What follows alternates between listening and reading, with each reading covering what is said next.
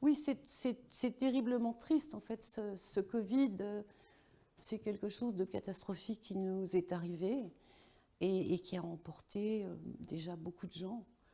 Et, et malheureusement, Kenzo, voilà, et c'est bien triste. J'ai connu Kenzo il y a très longtemps, quand il est arrivé à Paris, et on a fait un défilé groupé.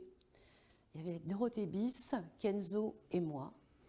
Et c'est là que j'ai découvert son travail, c'est là que j'ai découvert son professionnalisme aussi, parce que il était extraordinaire, le défilé était superbe, les vêtements étaient magnifiques. Et petit à petit, on est devenus amis, on s'est souvent rencontrés, on a souvent fait la fête. C'était une période où on faisait beaucoup la fête ensemble.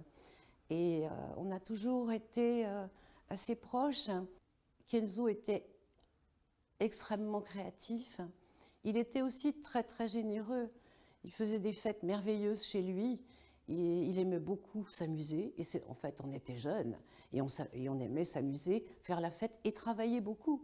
On travaillait des heures sur les défilés. Nos défilés, les défilés de Kenzo étaient exceptionnels, avec des vêtements extraordinaires, mais aussi une chorégraphie, aussi un choix de mannequins. En fait, c'était une période où il n'y avait pas de problème de tendance. On avait chacun son style. On avait tous des styles assez forts et pointus et différents. Et donc, aucune rivalité et aucune jalousie entre nous. On aimait ce que les autres faisaient et on admirait.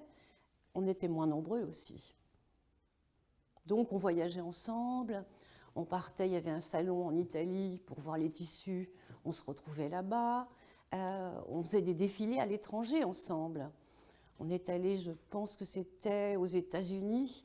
On est allé aux États-Unis pour faire un défilé groupé de plusieurs créateurs.